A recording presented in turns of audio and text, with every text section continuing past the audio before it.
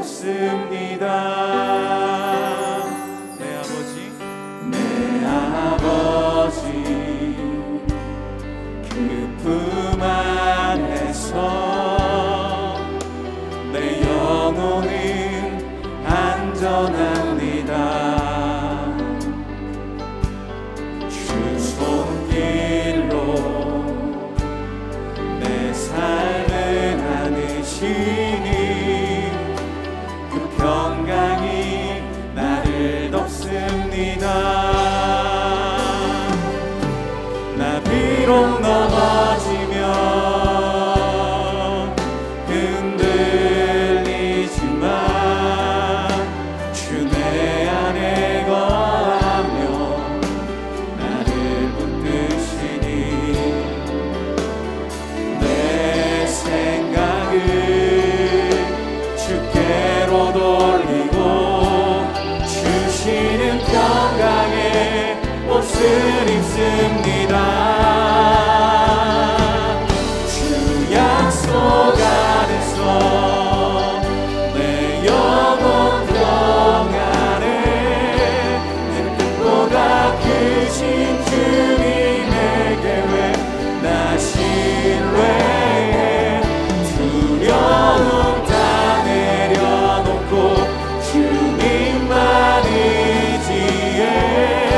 주 안에서 내 영혼 안전합니다.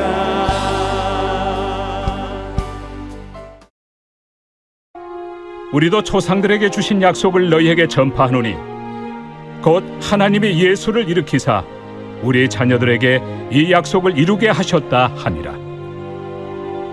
시편 2째 편에 기록한 바와 같이 너는 내 아들이라 오늘 너를 낳았다 하셨고, 또 하나님께서 죽은 자 가운데서 그를 일으키사 다시 썩음을 당하지 않게 하실 것을 가르쳐 이르시되 내가 다윗의 거룩하고 미쁜 은사를 너희에게 주리라 하셨으며, 또 다른 시편에 일렀으되 주의 거룩한 자로 썩음을 당하지 않게 하시리라 하셨느니라.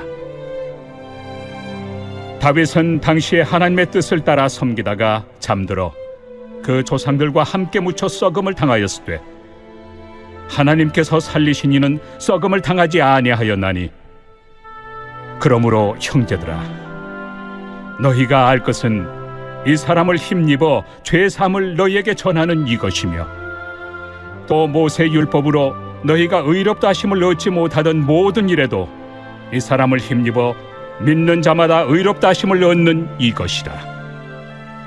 그런즉 너희는 선지자들을 통하여 말씀하신 것이 너희에게 미칠까 삼가라.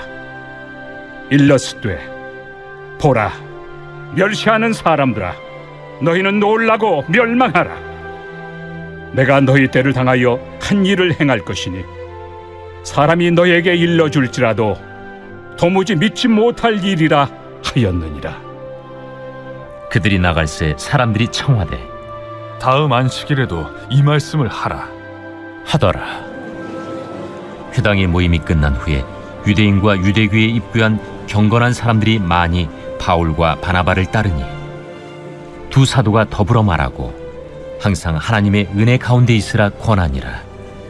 그 다음 안식일에는 온 시민이 거의 다 하나님의 말씀을 듣고자 하여 모이니 유대인들이 그 무리를 보고 시기가 가득하여 바울이 말한 것을 반박하고 비방하거늘 바울과 바나바가 담대히 말하여 하나님의 말씀을 마땅히 먼저 너희에게 전할 것이로되 너희가 그것을 버리고 영생을 얻기에 합당하지 않은 자로 자처하기로 우리가 이방인에게로 향하노라.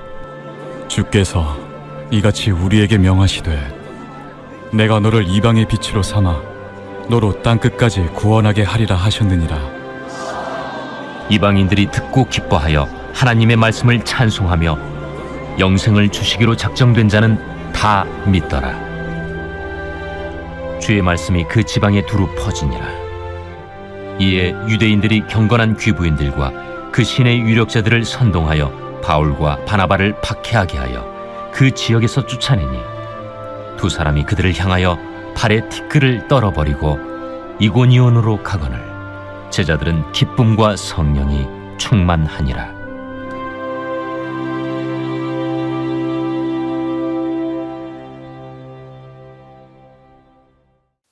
오늘 설교는 한 권의 책을 소개로 시작하려고 합니다. 책의 제목은 그리스도가 없는 기독교, 그리스도가 없는 기독교입니다. 책에 이런 질문이 기록되어 있습니다. 사탄이 한 도시를 장악하면 어떤 모습일까? 이 질문의 답은 이렇게 적혀 있습니다. 사탄이 한 도시를 장악한다면 술집은 문을 닫을 것이고 도생물들은 자취를 감출 것이다. 깨끗해진 거리는 서로 웃음을 머금는 보행자들로 가득할 것이다. 저주와 악담이 사라질 것이다. 교회는 문전성시를 이룰 것이다. 그러나 교회에서는 그리스도가 선포되지 않을 것이다. 지난주 월요일부터 목요일까지 용인 양지에서 3박 4일 동안 이인호 목사님께서 이사로 섬기고 계시는 복음과 도시 세미나가 있었습니다. 주제는 모든 목회자들의 관심사인 설교에 대한 주제였습니다. 어떻게 하면 그리스도 중심적인 설교를 할 수 있을까? 어떻게 하면 설교에 예수님을 등장시킬 수 있을까? 설교를 통해 성도님들이 예수님을 만나게 할 수 있을까? 고민하는 사역자들이 한자리에 모였습니다. 3박 4일 동안 여러 강사님의 세미나에서 강사님들께서 동일하게 강조하신 것은 바로 설교 말씀에 예수님이 등장해야 한다는 것입니다. 성도님들이 설교 말씀을 듣고 예수님이 생각나게 해야 한다는 거예요. 너무나도 감사하게 저희 교회에서 시간과 재정을 후원받아 복음과 도시 설교 세미나를 다녀오면서 분명 배우고 얻은 게 있어야 하겠죠. 이번 세미나를 통해 어떻게 설교를 준비하고 전해야 하는지 방향을 잡게 되었습니다. 첫 번째는 Who is Jesus입니다. 예수님이 누구이신지 소개하는 거예요. 두 번째는 What has Jesus done? 예수님이 하신 일이 무엇인지 선포하는 것입니다. 이 두 가지 방향을 가지고 오늘 본문을 묵상하고 연구하며 설교를 준비했습니다.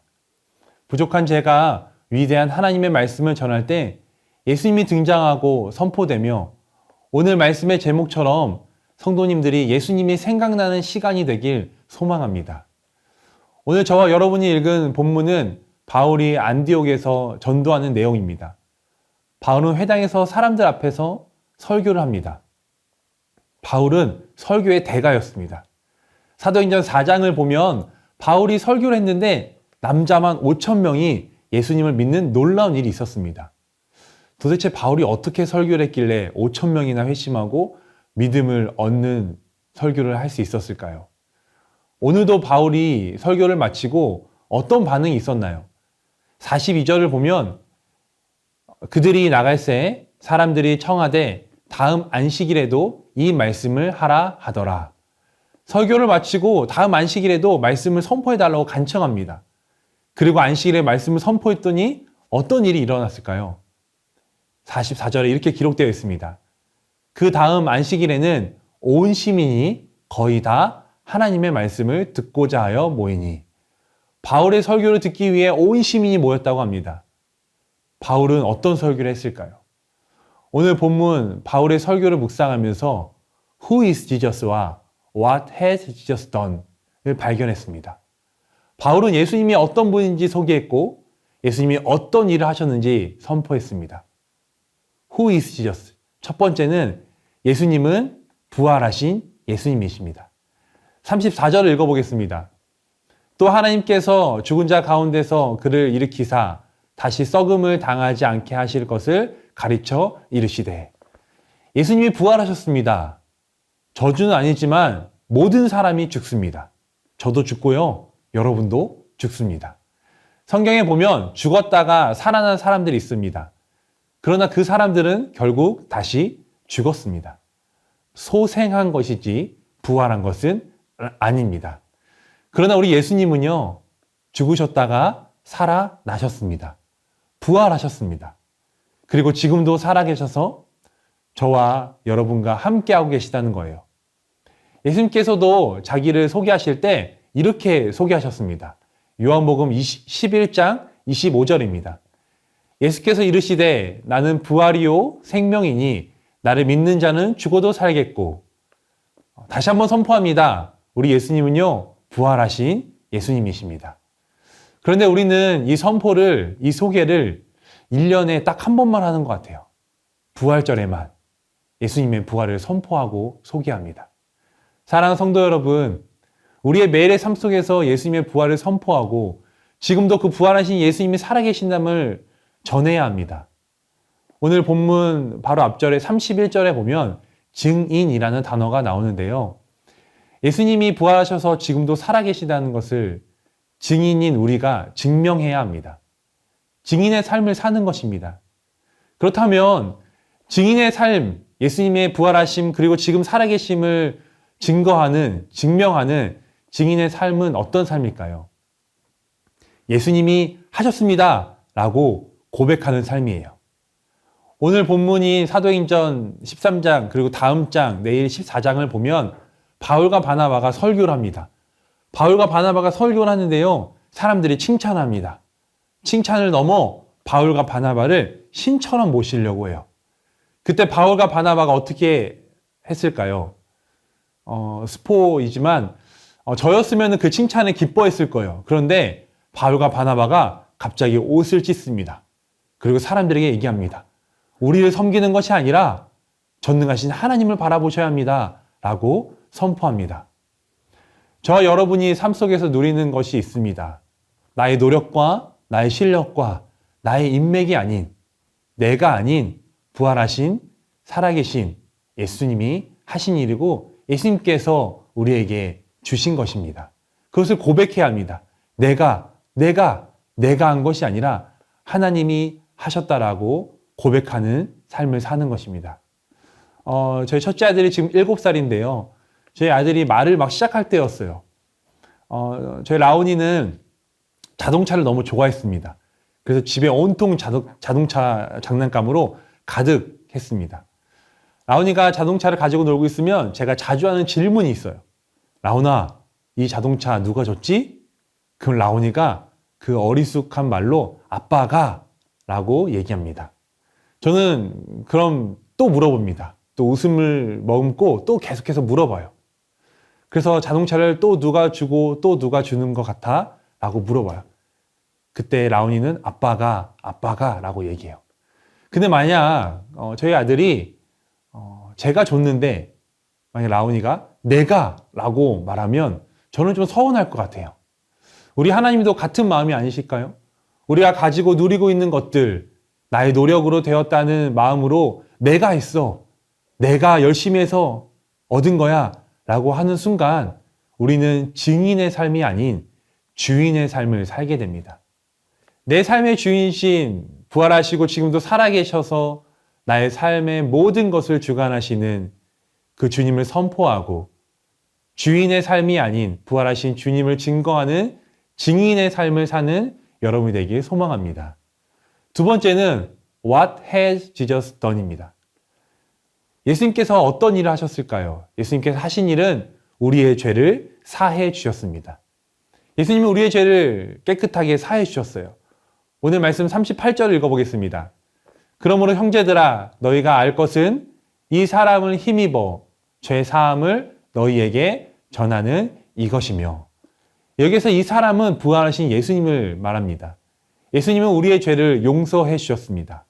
그리고 지금도 우리의 죄를 용서해 주고 계십니다. 저와 여러분은 죄인입니다. 그리고 죽는 그 순간까지 우리는 여러 가지 죄를 지으며 살아갈 것입니다. 그러나 그 죄를 사해 주시는 분은 오직 예수님밖에 없다는 것입니다. 지금 제가 성장반을 인도하고 있는데요. 성장반의 그 챕터의 주제가 죄를 이기는 복음이에요. 죄를 이기는 복음. 이 죄를 이긴다고 해서 이게 좀 엉뚱한 얘기일 수 있겠지만 죄를 3번 짓고 그 죄를 이기기 위해서 4번의 선한 일, 또 무언가 4번, 5번 그 많은 선한 일인가 무언가를 해서 죄를 이기는 것이 아니라 3번을 짓던 30번을 짓던 죄를 이기고 사해 주시는 분은 오직 예수님밖에 없다는 것입니다. 만약 여러분이 또 제가 스스로 죄를 지우려고 하면 어떻게 될까요? 성경은 그렇게 할 때 어떻게 되는지 예레미야 2장 22절에서 얘기해 주고 있습니다. 주 여호와의 말씀이니라 내가 잿물로 스스로 씻으며 내가 많은 비누를 쓸지라도 내 죄악이 내 앞에 그대로 있으리니 라고 얘기해요. 스스로 잿물로 스스로 씻으려고 하면 더 번지고 그대로 있다는 거예요. 우리가 우리의 선행이나 다른 방법으로 죄를 지우려고 하면 더 더러워진다는 것입니다. 그러면 어떻게 해야 할까요? 요한일서 1장 9절은 그 해답을 얘기해 주고 있습니다. 만일 우리가 우리 죄를 자백하면 그는 미쁘시고 의로우사 우리 죄를 사하시며 우리를 모든 불의에서 깨끗하게 하실 것이요. 우리의 죄를 사해 주시는 예수님께서 우리가 회개할 때 깨끗하게 해 주신다는 거예요. 죄를 은폐하지 마십시오. 여러분, 우리 죄에 대해서 우리는 여러 가지 생각을 합니다. 죄를 은폐하는 것이 아니라 은혜로우신 예수님께 나아가야 됩니다. 우리가 뭔가 은폐하려고 할 때 그것이 더 커지게 됩니다. 우리는 죄를 지을 수는 있지만 지울 수는 없습니다. 다시 한번 말씀드릴게요. 우리는 죄를 지을 수는 있지만 지울 수는 없다는 것입니다. 죄를 지으실 분은 오직 우리의 죄를 사해 대신 십자가에 달려 보혈의 피를 흘려주신 예수 그리스도의 피밖에 없다는 것입니다. 말씀을 마무리하려고 합니다. 바울은 부활하신 예수님과 우리의 죄를 사해 주시는 분이라는 것을 선포했습니다. 그런데 이 말씀을 선포했을 때 많은 사람들이 믿었지만 또 몇몇 사람들은 시기와 질투로 바울을 박해하고 바울을 쫓겨냈습니다. 오늘 말씀의 마지막 부분을 보면 바울이 그 박해를 받고 쫓겨났다는 것이 기록되어 있습니다. 만약 제가 바울이라면 힘들어했을 것이고 한편으로는 복음을 전하는 선한 일을 하다가 박해를 받고 쫓겨났을 때 좌절했을 것입니다. 그러나 오늘 말씀은 이렇게 마무리가 됩니다. 52절 제자들은 기쁨과 성령이 충만하니라. 부활하신 예수님을 증거하는 증인의 삶을 살고 말씀 안에서 성실하게 사는 삶에 때로는 박해를 받고 고난이 올지라도 오늘 말씀처럼 기쁨과 성령이 충만하시길 소망합니다. 말씀을 기억하며 우리가 기도 제목 읽고 함께 기도했으면 좋겠습니다. 더 사랑의 교회에서 예수님이 선포되고 드려지는 모든 예배를 통해 예수님을 만나고 생각나는 성령 충만한 교회가 되게 하소서. 아멘. 부활하신 예수님을 선포하며 지금도 살아계셔서 우리와 늘 함께 하시는 예수님을 전하는 증인의 삶을 살게 하소서. 아멘. 죄를 은폐하는 것이 아닌 예수님께 고백할 때 우리의 죄를 사해 주시는 주님의 은혜를 경험하게 하소서. 아멘.